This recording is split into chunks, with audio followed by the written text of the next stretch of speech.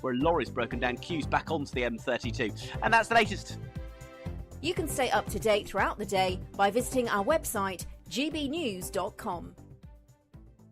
Crash Law 24 sponsors GB News Traffic and Travel Report. Courtesy of Marquis Leisure, you could be driving away with this brand new Elnag Baron 560 motorhome. It comfortably sleeps 4, comes with sky roof, integrated kitchen and bathroom, and is worth over £67,000. And that's not all, as we'll also give you a further £5,000 in tax-free cash to make sure that wherever this motorhome takes you, it takes you there in style. For another chance to win the lot, text WIN to 63225. One entry costs £2.50 plus one standard network rate message, or text BONUS to 63225. 5 entries cost £5 plus one standard network rate message. Go to gbnews.com/win. Entries start at £2.50. Call 0903 686 3232. Calls cost £2.50 plus your network access charge. Or post your name and number to GB13 PO Box 8690 Derby DE1 9TT. UK only. Entrance must be 18 or over. Lines close at 4 p.m. on the 6th of June. Please check the closing time if listening or watching on demand. Good luck. This is Britain's Newsroom, where your voice matters. It's just astonishing. With expert analysis and honest opinion, we don't just keep you informed. We bring you unique perspectives you won't see anywhere else. Can't argue with any of that. When the news happens, it happens here. On Britain's Newsroom, weekdays from 9:30 a.m. Only on GB News. Westminster, the ultimate clique. And you're fighting like rats in a sack. But here on the Camilla Tominey Show, we ask the questions the establishment media is too scared to ask. OK, let me ask you a straight question, because I know you're a straight-talking politician. Whether it's net zero, illegal immigration or law and order, nothing is off limits. You had the power then. Yeah, as I and say, now you've lost it. That's the Camilla Tominey Show, a politics show that's fearless. But no, let me finish my question if you don't mind, because it is my show. Sundays at 9:30, only on GB News, the People's Channel, Britain's news channel.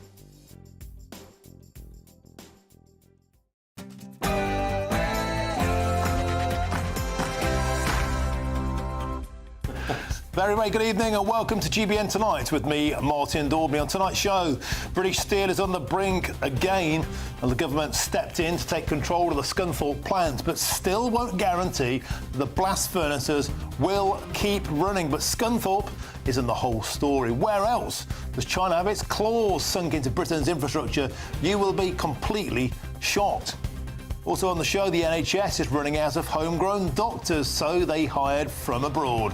Now it's opening up more training spots for Brits. But trusts are being told to give ethnic minority applicants priority for interviews. Is the NHS racist? And a record-breaking number of migrants crossed the Channel in just one day over the weekend. And meanwhile, the Home Office is currently preoccupied with booking massage courses for their sniffer dogs. You couldn't make it up. All of that to come on tonight's show. But first, here's your headlines, and it's Mark White.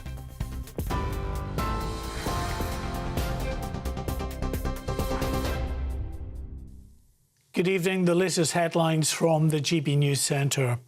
Birmingham's long-suffering residents are in for even more misery after refuse workers rejected a deal aimed at ending the city's bin strike. The Unite Union said its members voted overwhelmingly against what it described as a totally inadequate offer that still included pay cuts.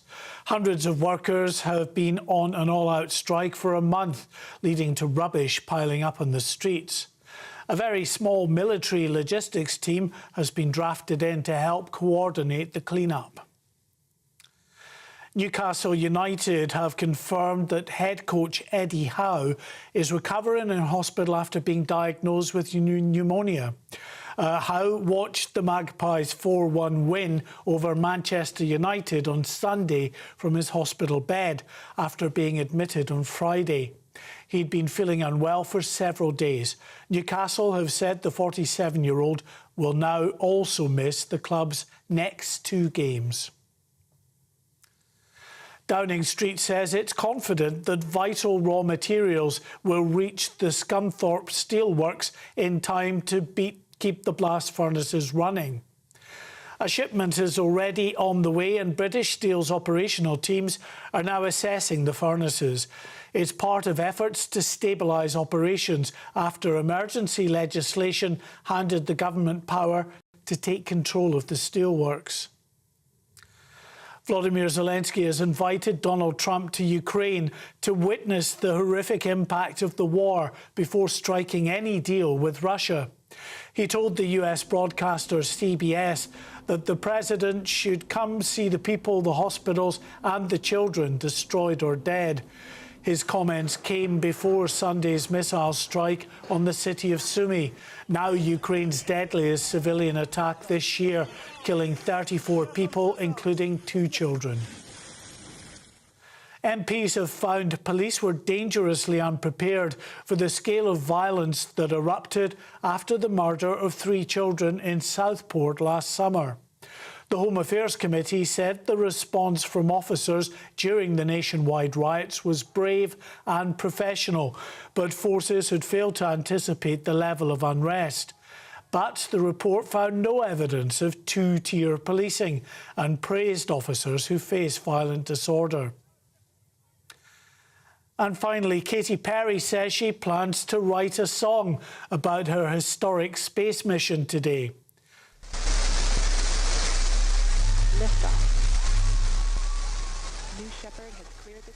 The pop star's Blue Origin rocket blasted off from West Texas earlier on its first ever all-female mission.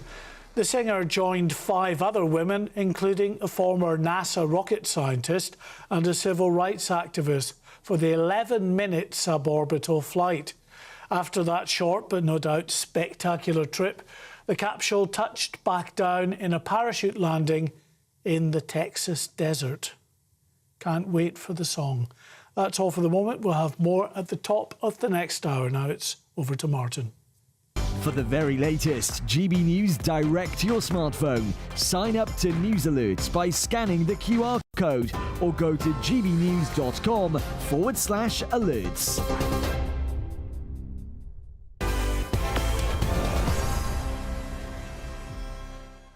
Mark Wise, if you could bottle your cynicism, you blast yourself to the moon. Now, hello and welcome back to GBN Tonight with me, Martin Daubney. British Steel is on the brink again.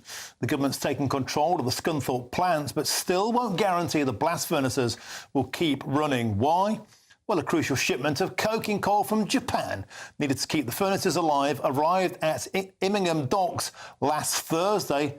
But it's still sitting there, unpaid for and unloaded, just 25 miles from the steelworks. Now, this crucial delay has triggered panic behind the scenes because once blast furnaces, of course, are shut down and they cool down, they're almost impossible to restart. They're useless. Now, insiders say there's just days' worth of coal left on site, and without that crucial coal, the furnaces will go cold, and once they're out, they simply cannot be restarted. Well, joining me now to discuss what this all means for the future of British Steel in Britain is Roy Fishwick, the Managing Director of Cleveland Steel. Roy, just how serious is this situation? And more to the point, how on earth did we get so close to shutting down? In terms of severity, it's very serious in as much as you're quite right. If the furnaces go cold, then I think that's game over, not least of which because the assets are very old. So there's been a battle, I think, to keep them going when they were actually going, never mind if it goes backwards. It should be possible to sort out the issue in terms of the docks, etc. I mean, everything's right there on hand. It's one of the reasons the furnaces are there, I'm sure.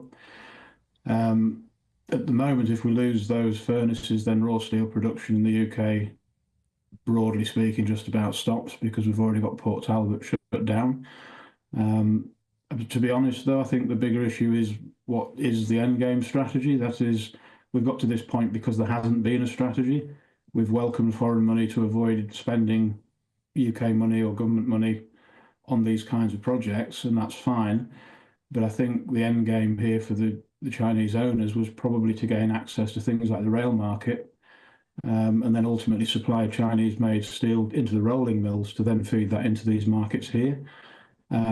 Probably not anybody's fault that hasn't been foreseen until relatively recently, and I'm not close enough to know how soon it could have been spotted at the last minute. But Roy, it seems astonishing that a key strategic industry should be literally days away from shutdown. And more to the point, aside from the political ineptitude of successive governments, looking back, Roy, do you think it was a huge strategic error to invite the Chinese dragon into Britain to take control of something as crucial as British Steel? I think it was probably naive to not expect these other issues could follow. I think one of the issues is just globalisation overall. So benefit of globalisation is cheaper product. And I think the successive governments haven't wanted to see the cost burden on the public or voters. So they've been trying to find ways of keeping everything cheaper, if you like. But now we're trying to put the genie back in the bottle. The world is globalised, or has been globalised. How do you now find the answer to these questions without increasing costs and increasing burden? It's not obvious, but it's certainly, there's not been anybody close enough to this to understand what was going on and what the risks were. And Roy, on a scale of 1 to 10, how crazy do you think it is that we have coal that can't be unloaded 25 miles away? More to the point, we've got our own coking coal in Whitehaven, in Cumbria, just 200 miles away. How crazy is it that we're so dependent on importing coal when we've got our own? It's nuts in terms of scoring it, I'm not sure. But then the whole thing until a week or two ago was to move away from the furnaces and go towards electric arc. Strategically, I can see the logic. We do have our own scrap in abundance. We don't have our own iron ore, for instance.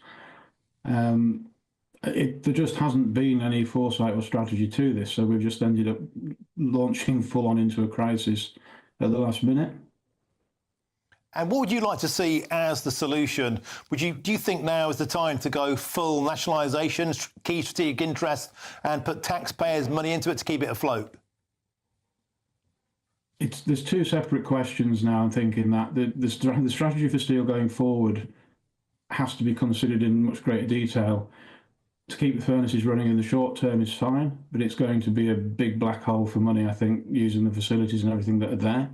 So I think actually the two debates have to be kept separate. So by all means, keep the blast furnaces running until a proper strategy is put in place that allows us to have the national asset for steel production that we need. But it's not necessarily the case that it should all be focused on this one scenario.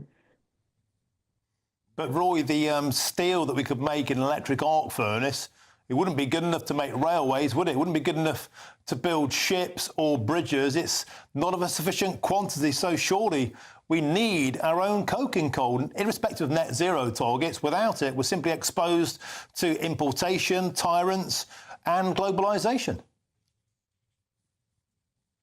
Yes, you can have the issue of imports, but we've got that with the iron ore in the first instance as well. So it's not just the case that we can solve the coal problem. You've got to actually address the whole problem. You've got to have the ore. If you're worried about the importing of it or potential conflicts in the future preventing it arriving, how do you ensure that either the stockpiling or the safe passage? And that applies, as I say, much more to the ore than necessarily even the coal. OK, thanks for joining us tonight. That was Roy Fishwick, the Managing Director of Cleveland Steel. Thank you very, very much for joining us. And I'm joined now in the studio by my panel, GB News senior political commentator Nigel Nelson, as well as Gawain Towner, the former Reform UK spokesman. Gentlemen, welcome to the show. Nigel, I'm going to start with you. Let's cut to the chase. Is it time just to kick China out of British industries? It's certainly time to look at what China is actually doing in British industries. So here you have a country that owns 10% of Heathrow Airport. It's got a stake in the national grid, the gas side of the national grid, Thames Water.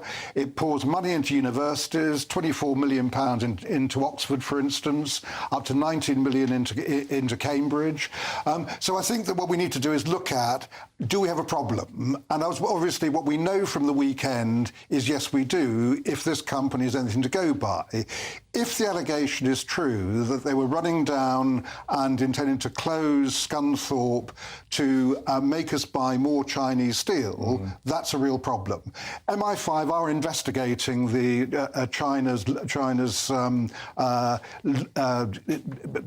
China in British infrastructure. I think that report should be published. It may need to be redacted, but it should be published for MPs so we know exactly what China has got their tentacles into and whether we have a security risk. Nigel Nelson, everybody is focused on the here and now, having a pop at Ed Miliband, having a pop at the current Labour regime. But let's go back in time. It was the Conservatives who cozied up to the Chinese dragon. Do you think that was a mistake looking back? Do you think the Chinese ever really wanted to help Britain, or did they just want to help themselves to British assets? Well, certainly, I mean, David Cameron and George Osborne were all over the Chinese. If you remember when the Chinese president came over here and was sort of feted by the Tory administration. So at that time we were looking at trade deals. A lot of the things I've just mentioned did actually stem from that. Now, I think because of the behaviour over Scunthorpe, we have to look again at what the Chinese do in this country. OK, well, earlier on today, the Deputy Prime Minister, Angela Rayner, had this to say on the situation in Southport. Well, we're very clear that Scunthorpe was crucial to the British steel industry. That's why we took the extraordinary measures we did over the weekend. And now we're confident that we've got the raw materials and these furnaces will continue to be fired. That's Angela Rayner there in Scunthorpe. Gawain Towler, let's bring you in. It's a right royal mess. It is, and it's a foobar of the first order. But we have... One wonders if anybody in the Foreign Office, and anybody in Whitehall, anybody in either of the main parties over the last 15, 20 years have even considered looking at our position vis-à-vis China in any serious way. It was only a few years ago, 2017, that I went unknowingly to do an interview with a Chinese firm in Hong Kong, and I discovered that I was being recruited for the Chinese Secret Service. What? Oh, yeah. Did you join? No. But the point is, if they were asking me, how many other people have they asked? They have been embedding into the United Kingdom for decades, ably abetted by our political leadership, mostly Tories, because they've been in power for most of this time. But there are other people who have received money from the Chinese authorities. There are other...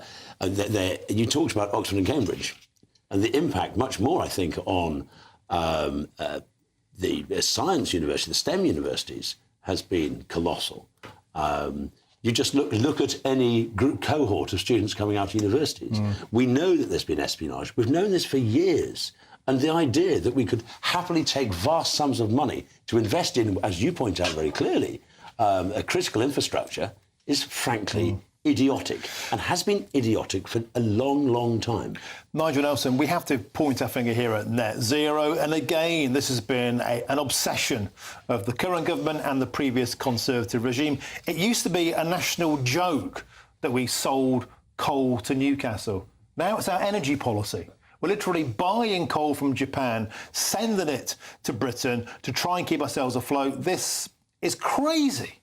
Well, if you're looking at net zero, I mean, I spent a day up in Scunthorpe last year with Jacob Rees-Mogg, and, you know, I really feel for the steelworkers up there. They're fabulous people, genuinely. But the whole thing about Scunthorpe is what you move towards. Now, if you want to make steel from scratch, it's either the two blast furnaces they've got there, or something else. The electric arcs, as you mentioned, aren't good enough, but hydrogen might be. If we are to go to net zero, then it'll require substantial investment. Billions? Oh yeah, it'd be about £1 billion for each furnace to actually replace those two. But I mean, that's the point. If you're going to nationalise it, it must come along with some decent investment to make the place work. Gawain Towler, I mean, how much do you blame net zero for this current situation we're in? I think net zero is the left hand of the piano while the right hand is playing the harmony and the tunes. It's the left hand. It underpins everything. And the way that, again, the Conservatives led with this, they were leaders on this. Now, Ed Miliband may well be a zealot, and I think he is. However, he's just picking up from where the Tories left off. And it seems to me that at every stage, one of the problems with the electric arc is the sheer amount of power required to take the scrap metal that is used there. And I think the problem with the electric arc isn't so much it cannot make steel that is usable in some of the products we're talking about. It can. But it's just the cost And with our massively high energy prices, that mitigates our ability to do that. Sheffield Forbesmasters were a brilliant firm. They use electric arcs now, produce excellent stuff, really high-quality steel, but not in big quantities. You need big quantities for rail, for girders, for military equipment. And to have a Chinese firm, just the very thought of having a Chinese firm with that capacity to just turn off the furnaces, it shows a complete dereliction of duty for our national security on the part of the governing class for the last 20 years. OK, thank you very much, Gwen Taylor. Nigel Nelson, superb stuff. Now, Colonel, next. The NHS is in a staffing crisis, but trusts are being told to give ethnic minority applicants priority for interviews. Is the NHS racist? I'll be joined by a top doctor on this next.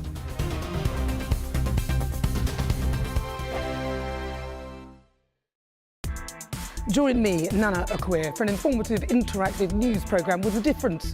It's fun. No, he didn't say that, Dave. I'm so surprised. I think there's an element of truth to that. Join me from 3 p.m. every weekend, only on GB News, Britain's news channel. GB News Breakfast, every day from 6 a.m. If you've read Spare, you'll know that Prince Harry's very open, isn't he, about his drug taking in the past. So it's going to be interesting to see if he was honest in his visa application. Well, we're absolutely waiting for it. Yes, he admitted he took cannabis, cocaine and magic mushrooms, as we know in Spare, and also the Netflix series. He said that. There's been so much talk about it, and obviously Judge Carl Nichols originally said he refused to release any footage, saying that he basically because of Prince Harry's privacy.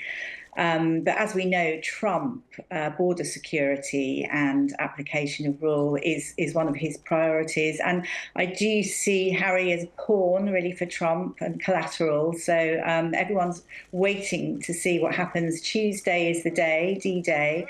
We don't know whether Prince Harry is quaking in his boots. But, he quit being a working royal. Well, did he get preferential treatment? We don't know. There is possible misconduct. Apparently, DHS says that actually releasing the paperwork won't shed any light onto how things work. But there are thoughts as well that he could have entered on a special visa. Now, this is an A1 visa that deals with immigration paperwork. And it's a special kind of visa for heads of states and royal people. So Prince Harry could have got through on that, but we're waiting to hear. It's D-Day tomorrow. GB News, the People's Channel.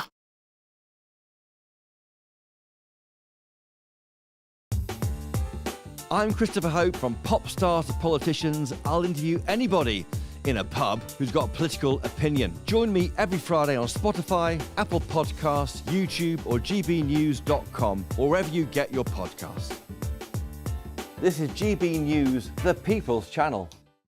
If you want your news to be straight talking, this is a nightmare for the Conservatives again. Down to earth. It's not just Nottingham where this is happening, is it? And most importantly, honest. Hard-working, middle-class taxpayers, they'll get their book thrown at them. Then catch me, Martin Daubney, Monday to Friday, 3 till 6 p.m. on GB News, Britain's news channel.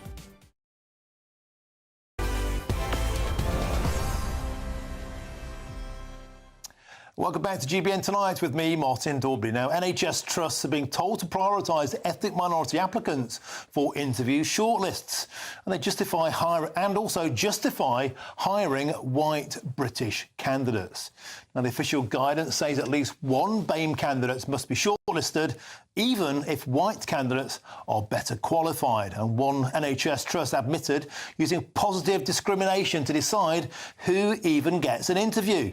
Now, managers are also told to use race as a tiebreaker, and guess who wins in that case? And to explain themselves if the hire isn't from a minority background. Now, some won't even move forward unless it's a non-white candidate is in the mix altogether. Now, all this while NHS backlogs are hitting record highs. What a carry-on.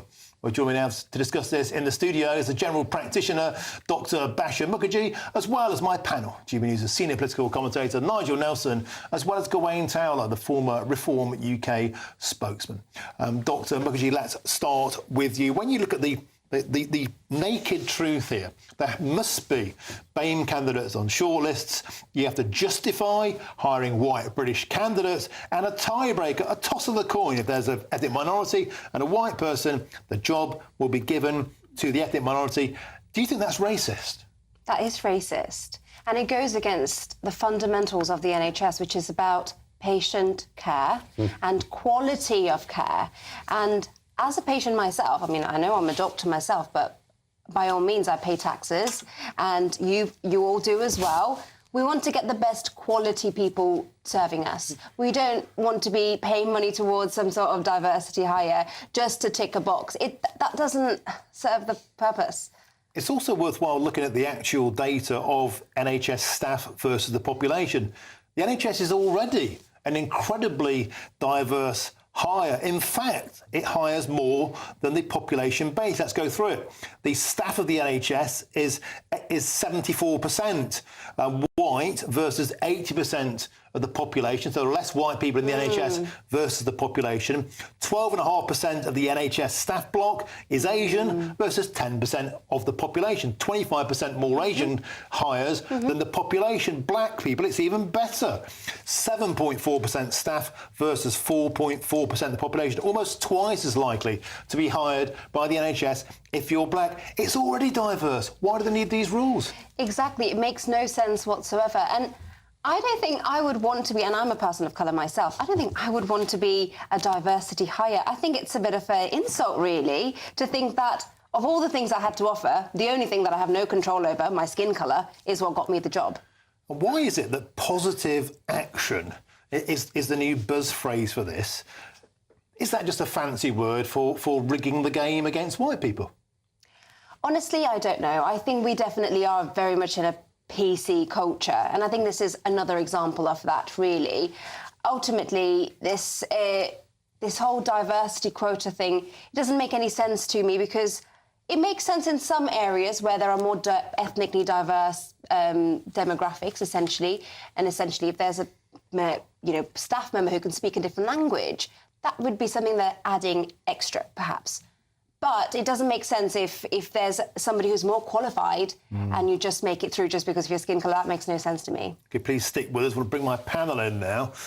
Nigel Nelson, I'll come to you first. Basha there quite clearly states she doesn't want to be a token diversity hire. The best people should get the job on merit. The NHS is often called woke, but do you think it's now racist? Well, I mean, the whole thing is, if there is positive discrimination going on, that's illegal. So yes, there is. Well, hang Two on. candidates, No, and I mean, gets the job if they're equally qualified. What I mean is that are we confusing here positive action with positive discrimination? What's the difference? Seriously, what's the difference? Positive action is encouraging people from ethnic minorities to apply for jobs. That's not what they're saying. And then helping them along the way with mentoring. That isn't positive That's action. not what they're saying. No, well, I mean, if it were the case, you'd be right, but you're wrong. But any hospital which is doing what is suggested here is acting illegally, and obviously the law will then apply to them, and they will have to stop. Well, but obviously. Do you think there's a cat's chance in hell of these NHS trusts being pursued by the law, by their own reckoning, rigging the game in favour of...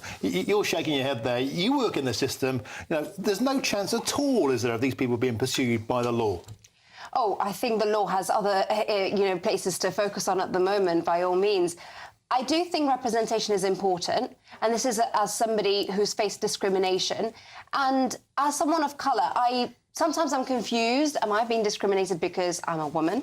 Because I'm a person of colour? Because I'm a junior doctor in a team of people who are clearly more senior than me? Is it an ageism thing? So I do think representation is important, and I've definitely been in teams where, the lack of representation has been palpable. However, I think, again, we're talking about getting to the root cause analysis, why in some areas where there are more white people as compared to people of colour, why is it the case? Is it because perhaps people of colour don't feel comfortable to infiltrate those positions? Or is it because people specialise in different things? Well, that could be the case. People choose to specialise in certain areas. And that's of about medicine. educating and actually asking the question, asking people of colour why they prefer to be in certain areas versus other areas. Possibly. But if you were going for a job and it ended up that you were against an equally qualified white applicant, would you object to, on the tie-break system, getting that job? I 100% would. But however... Well, how else do you do it? Do you just toss a coin and decide which one of you has it? It's a tie-break, yes. If you're both qualified for the job, at the moment, the idea would be that someone from an ethnic minority would get the job over a white person. Why, given the statistics we how already else do you do have? it? How else do you do it? Given the statistics we have... No, but how else do you do it? Do you toss a coin? It's really difficult to two exact people who are exactly qualified the same, isn't it? OK, Gawain Taylor, let's quickly go to you. The RAF was found guilty in courts of law for discriminating against white people. Is it time to take the same legal action against NHS? Well, we've also got West Yorkshire Police doing exactly the same thing this week, in the last 7 days. This has become endemic across all public sector aspects of our society. This is the norm now. We shouldn't be shocked. We should just go, well, yeah, again. And there has to be a complete rejig of the whole process. What does that look like? Scrap the Equality Act? In the end, yes, I think we have to. No, there have to be safeguards, absolutely. But the Equality Act is, in many ways, the root cause of a lot of this. When going back to this particular case, especially... It's also about equity, though, isn't it? No, it should never be about equity. Equity is rubbish. It's about equality. But the point being is that the NHS is about outcomes. It's about patient care. That is the only driver that matters. The only one. Free at the point of delivery, best outcomes we can manage. And this process will not provide that. That is not changed by this, though. Yes, it is. It isn't if you're getting people who are not as good doing the job... that's the point, but you're not in that situation. It's not, it wasn't just... They're not just talking about the tie-break. They're talking about there must be people on the board. There must be this. Well, we won't even recruit somebody now because we can't find somebody from an ethnic minority. OK. This is wrong. Gentlemen, final word to Basha. Basha, do you think this is now just a complete distraction and we should get back to focusing on outcome and patient care? All this kind of political correctness stuff, it's just getting in the way. I agree. It probably is getting in the way and is definitely diverting the attention from more pressing matters. But if we are to move forward from this, if we're talking about discrimination, take the human element out of it. Get AI to screen CVs. Take the, even if we're saying race is a factor, take the race category out of the picture. And if we're saying even the name can be sometimes racially inclined to some degree, take the name away. Why do you need a person's name to be reading their qualifications or deciding if they should get the job? OK, fantastic stuff. Thank you very much, Basha Mukherjee, and, of course, Gawain Taylor and Nigel Nelson. Now, we have to wrap up with a statement from the NHS, who told us this. All NHS organisations should have recruitment policies that are fair for everyone. We can all agree on that. Thank you to Basha and, of course, to my panel. Coming up, a record-breaking number of immigrants crossed the Channel in just 1 day over the weekend, and meanwhile, the Home Office is currently preoccupied with booking massage courses for their sniffer dogs. You couldn't make it up? More on that next.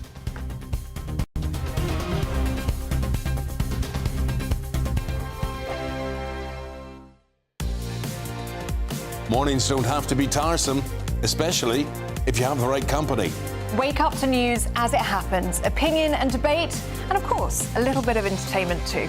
Because when the kettle's on, we're on. That's Breakfast on GB News, a show worth waking up for.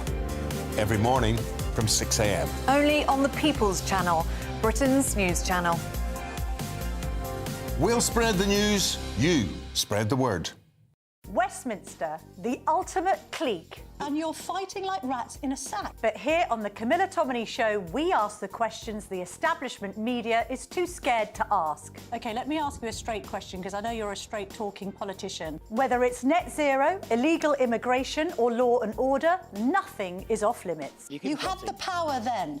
Yeah, as I and say, now you've lost it. That's the Camilla Tominey Show, a politics show that's fearless. But no, let me finish my question if you don't mind, because it is my show. Sundays at 9:30, only on GB News, the People's Channel, Britain's news channel. Good Afternoon Britain isn't just about us. The wonderful thing about this programme is it's about everyone watching. It's an interactive programme. Well, there absolutely is something to see here, and we're going to be talking about it more. Whether it's breaking royal news, please bring us up to date, or indeed a particularly punchy speech in the House of Commons. Very, very curious. We bring it to you live, and then we bring you live reaction as well. That's Good Afternoon Britain, weekdays from midday. Only on GB News, the People's Channel, Britain's news channel.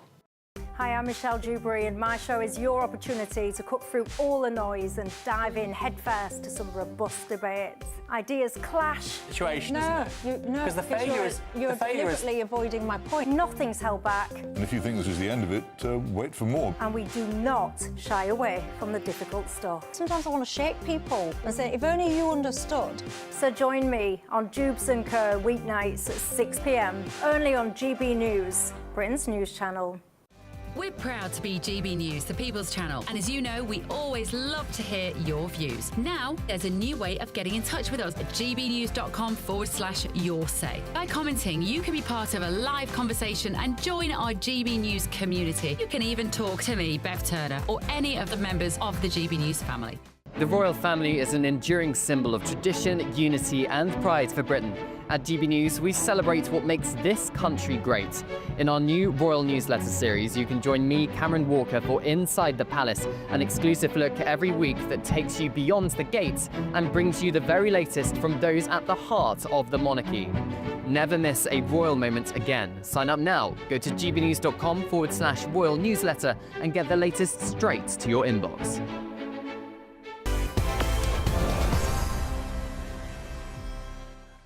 Welcome back to GBN Tonight with me, Martin Daubney. Now, another day, another boatload. Yes, a record-breaking 656 migrants crossed the Channel in just one day, taking the total this year to more than 8,000. Now, that's 46% higher than this time last year. Well, so much for smashing the gangs. The gangs didn't get the memo. And meanwhile, the Home Office is spending your hard-earned cash, paying for its staff to have a Swedish dog massage course. This isn't April the 1st. And the government insists it's got a credible plan, but with boat after boat after boat arriving, voters may start asking, how bad does it have to get before something actually changes? Well, let's get straight into my panel now. GB News senior political commentator Nigel Nelson. We've got Gawain Towler, former Reform UK spokesman. Gawain, I want to come to you first. This time, the small boats crisis sank the last government. If it carries on, it will surely do the same to the Labour Party. Are they serious about grasping this, or do they still live in, I don't know, Whitehall mumbo-jumbo land? The fact that they focus most on what they call smashing the gangs suggests that they are living in cloud cuckoo land. The failure of smashing the drugs gangs we now have more drugs on the streets than ever before. Maybe not smashing the gangs, maybe a better policy. In fact, just finding some way of stopping the boats would be a better policy. Deporting people would be a better policy on arrival. Anybody who arrives illegally should never be allowed to stay. Make it clear. You've got to change those things that encourage people to come. You've got to change the way we accept people and not accept people. You have to say categorically, nobody who comes illegally will ever get leave to remain. Nobody. Ever. And that's not going to happen anytime soon, is it, Nigel Nelson? Let's face it, Stop the Boats was stillborn for Rishi Sunak. Smash the Gangs is a Labour Party counterpart. Nobody's listening. The numbers are going up. Well, the numbers are going up, and I think we have to be realistic. We're not going to actually solve any of this overnight. But the smashing the gangs bit is something that will take time anyway. But things are happening.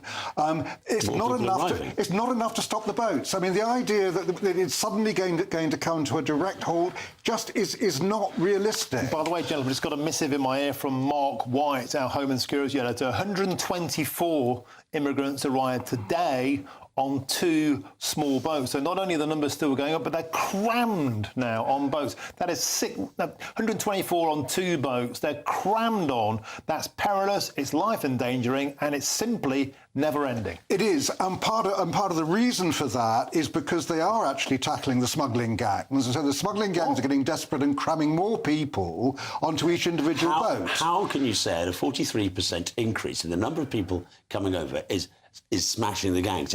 Is causing? No, there may be once in a while when they stop a couple of these traffickers, there may be a small vacuum, but that vacuum is filled almost instantly, as it has been with drug dealing, as it has been with drug smuggling. But that's why it's a ridiculous process. It's not something that happens instantly. But I mean, we have, for instance, a new deal with the French. So whereby how many deals we had with the French? And it doesn't do a blind bit of difference. An elite police unit is now patrolling beaches. Their job. They came with the Paris Olympics. The same the last job unit they had. that were watching them up to their ankles in water. I've had deeper baths. This is absurd. And I'm sorry, Nigel. I think you're entirely wrong. You can stop it with will. If you wish it to stop, you can. But this is the how. We all agree. We all agree it should be stopped. What I'm not getting is the how. That you say deport people. The first thing you do is change the incentive structure. As I say, make it absolutely clear nobody who comes will ever stay. And where do they go? And where do those people go who might risk death if they were sent back home? Where do they go? Well, it could have been somewhere like Rwanda. If they're in France, they apply legally from there. They don't have to. They don't have to come across the boat. You can't do that. That is not how the law works. The law works if you apply for asylum, you have to be on British soil. You can apply for asylum from elsewhere. In fact, no, you can't. No, you can't. You have to actually be physically on British soil to claim asylum. What about Gawain Town? This is Groundhog Day. Yeah. Is it time now for something much more radical? You know, tow the boats back. They're deploying the Navy to ensure a shipment of coal gets from Japan to Britain. How about deploying the Navy in the Channel? There should be an investment in small boat cutters that can be used as fishery protection and border protection, absolutely. But that, again, it all demands will. It all requires but that's not possible. I mean, look, these are tiny boats. Nothing will ever happen if you use the word not possible. Well, I'm sorry. I mean, certainly the idea that you desire it, but the you idea say it's that not possible. we can follow an Australian model is just absolute nonsense. Why? If we send Why? because in Australia there's 150 miles of international waters between Australia and New Zealand. The boats are bigger, so they can be turned back. The Straits of Dover have no international waters between them. If you start sending the Navy in, you will sink those boats. That's why Rishi Sunak didn't do it. Go ahead. To a certain extent, there comes a point where you just say to the French, we will not accept, and we will put them on a different boat, put them on a ferry, and put them back in France. But this is sort of this nonsense idea that comes from reform. It's not that nonsense. You can suddenly just drop these people back on the French coast. Well, they drop them in our international waters. They don't intervene. I accept. But what would happen if the French turn around and say, "Look, they're not our problem. They don't go to Calais because they wanted to stay in France." Under the Dublin Convention, they are their problem. They come from a different country. Under the Dublin Convention, they are their problem. It's a safe country. The French just drop them across and drop them on our coast. If we start doing that without permission, that's what happens. You've also, and as I've always said, you've got to change the incentive structure. If they have they will never pass. They will never pass. OK, gentlemen, we have to leave it there. Call time on a spirited debate. Beautiful stuff. Now, just before the break, I wanted to show you this. The leader of Reform UK, Nigel Farage, has been assisting a pothole vigilante fill the monstrous cavities with pretty flowers. Take a look.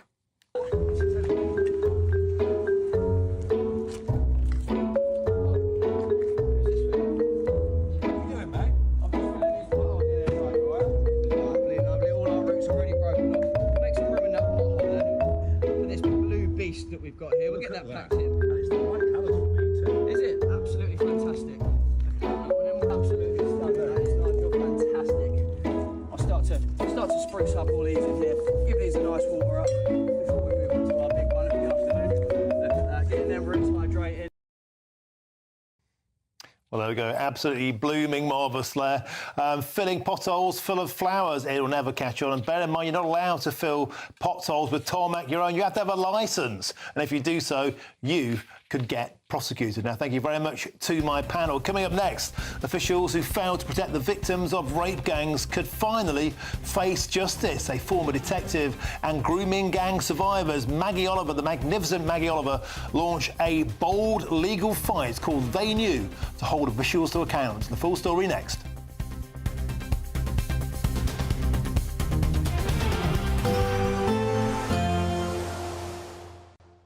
Dinner under the stars tonight? That reminds me of our travel insurance. You mean all clear skies? All Clear Travel Insurance sponsors GB News travel destinations forecast.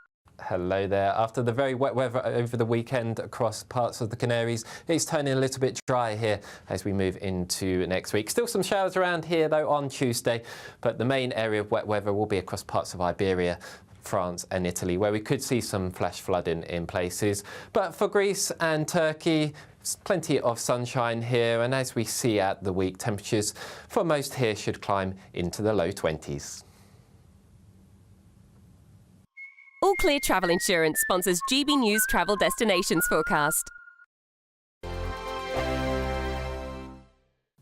Hello, very good evening to you. Here's your latest Met Office weather update for GB News. Now watch out for some heavy rain as we go through tomorrow, particularly across parts of Wales and the southwest of England, but even elsewhere there will be some wet weather around. Now the main driver for the very wet weather tomorrow will be an area of low pressure that's coming in from the south, but even before that we do have a front across us. There's fairly persistent rain affecting some parts of eastern Scotland, northern England, Wales and southwest England overnight. We also have a plume of showers piling into parts of the southeast, and some of these could be heavy, possibly even thundery. But away from the showery rain, some clear, drier weather, and across western Scotland, Northern Ireland, those clear skies could allow for a touch of frost first thing tomorrow morning. But for most, it is going to be a relatively mild night because of the cloudy, blustery, wet weather. And that's the story across eastern parts of Scotland first thing tomorrow morning. But further west with some clearer skies, yes, there could be a touch of frost. A bit of a chillier start here.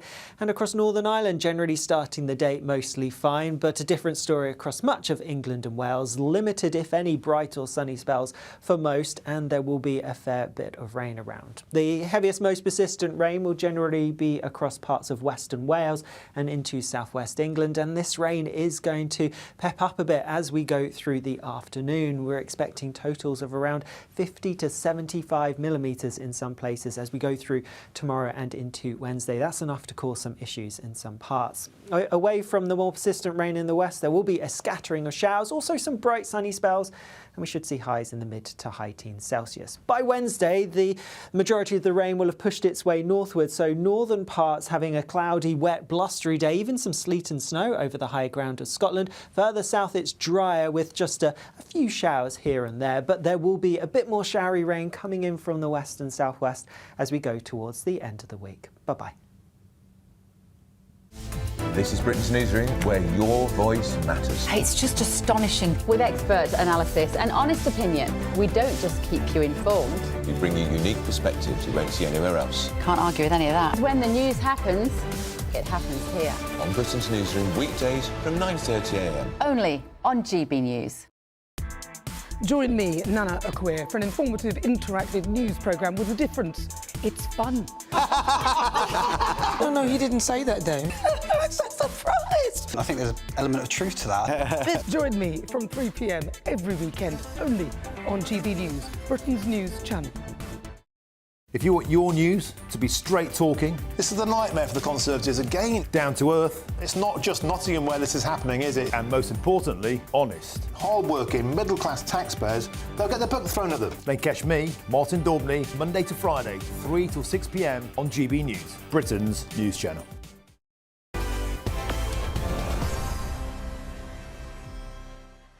And welcome back to GBN Tonight with me, Martin Daubney. Now, politicians, police chiefs and social workers could finally face justice for turning a blind eye to grooming gangs, rape gangs. And that's the aim of a new campaign led by the fearless and peerless Maggie Oliver, the former detective, of course, who exposed the Rochdale rape gang scandal. She's teaming up with victims to raise £125,000 for investigations into councils and police forces accused of failing to act. And with the top legal team working pro bono, that means they're working for free on this case. They're gathering evidence for private prosecutions and other legal action. Now, unlike public inquiries, which only establish facts, private prosecutions can lead to actual, vital criminal convictions. And this comes after Safeguarding Minister Jess Phillips implied last week that the government would be watering down its approach to grooming gangs. Let's take a listen. We'll set out the process through which local authorities can access the £5 million national fund to support locally led work on grooming gangs. Following feedback from local authorities, the fund will adopt a flexible approach to support both full independent local inquiries and more bespoke work. Now, this comes as GB News revealed that Rotherham rape gang members themselves and even ringleaders were awarded over £600,000 in taxpayer-funded legal aid paid for by you, the British taxpayer. So why is it left to campaigners to fight for justice for victims while rapists receive hundreds of thousands of pounds in taxpayers' money for legal aid? That's the astonishing situation we find ourselves in. I'm very pleased now to be joined by the former Labour MP for Rochdale, Simon Danczuk. Simon, welcome to the show. It seems incredulous, it seems impossible to believe that rapists, paedophiles in one town alone in Rotherham, £611,000 taxpayers' money given, including to the ringleader Mohammed Imran Ali Akhtar, a paedophile who drugged and raped 13-year-olds and abandoned them in the countryside. He was alone given £143,000 of taxpayers' money, yet survivors have to raise their own money. Yeah, it's incredible. Credit to Maggie Oliver, I have to say. I was the MP for Rochdale when the Rochdale grooming scandal broke, and I campaigned on behalf of the victims, met many of the victims, and we tried to get justice for them. I met Maggie at the time in 2012, and we worked together very well on this very subject.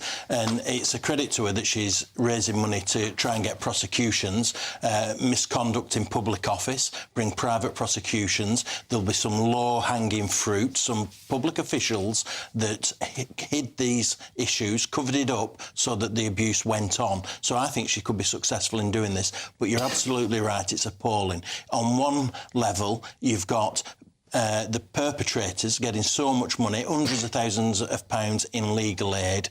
You've got protesters in relation to the Southport murders being prosecuted in double quick time, and yet if you were the victim of a Pakistani rape gang, you get no justice at all. That's the reality of what situation we're in. You've got to crowdfund to get prosecution in Britain today. It's outrageous. And do you think perhaps some of the resistance to an inquiry into all of this could be that we may be prosecuting people who work for councils, people who work for the police, people who work for social services? This is going to go pretty high up the food chain. This could be a political nightmare for the area. Oh, absolutely, but it's exactly what the public want. We want prosecutions of those that help cover up these issues. That's what the public want. It's certainly what the victims want, and the campaigning will not stop until we get it. That's the reality of it. The problem is that the Labour government are running scared, and you see Jess Phillips there, the Home Office Minister, is an absolute disgrace. One of the reasons she's trying to kick this issue into the long grass is because herself in her seat is challenged in terms of Muslim votes. We saw it in Blackburn, where Labour lost a seat. We saw it in Leicester, where Labour lost a seat at the general election. They are worried about losing votes, so they're trying to avoid addressing this very critical issue. Simon, it's also worth pointing out that during 14 years in power, the Conservatives never held this inquiry. In fact, the Labour Party have been keen to point out it was never once raised in Parliament or Chamber by the Conservatives in all that time. So, in that sense, a plague on all the houses. Oh, absolutely. The Conservatives should have done so much more about it. Politicians of all parties, not a party political issue, but politicians should want to do something about this. And it's outrageous that Maggie Oliver has to crowdfund to get prosecutions. It should be something that government are initiating. Nigel Nelson, let's bring you in now. Simon, thank you very much.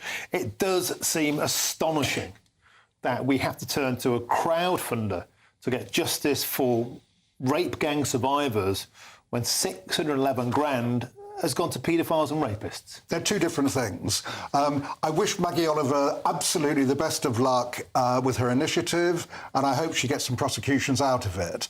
But the important thing is, it is her initiative. They're not a government initiative. It's not one where you'd expect taxpayers' money to be spent. Why not? When it comes... Well, because it's not a government initiative. Why shouldn't rape gang survivors get the same legal aid address as paedophiles? Because we're not talking about in court. Legal aid is a completely different thing. So the idea of legal aid is that anybody who needs justice will get it. It's means tested, so not everyone gets it anyway.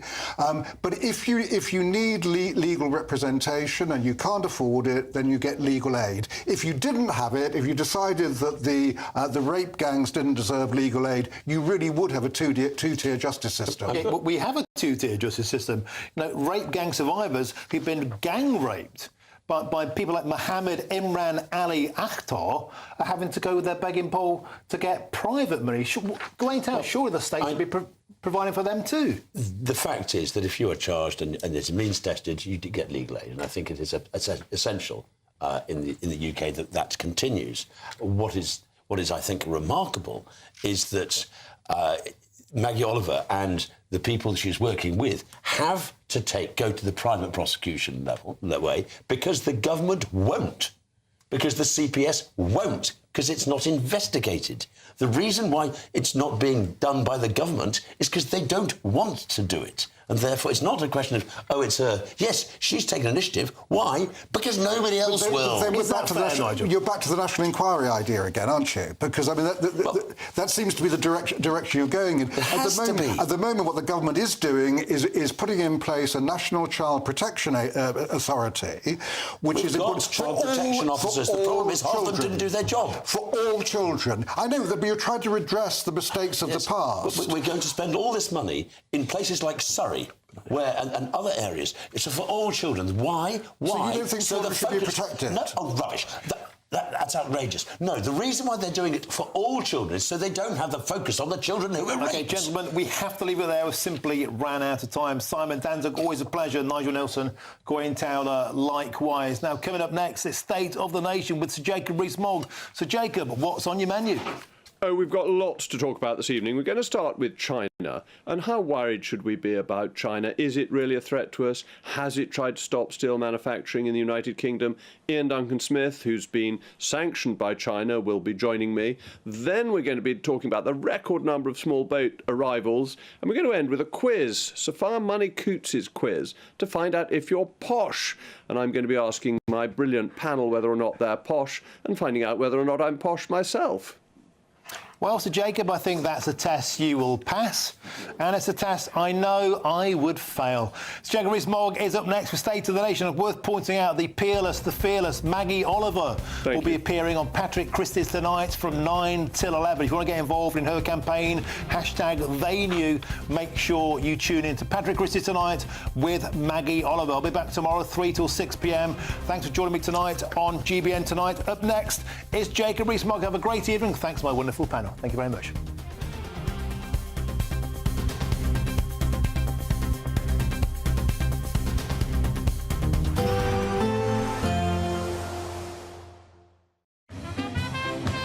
There will be a light breeze in the morning, leading to a warm front. Boxed heat pumps, sponsors of weather on GB News.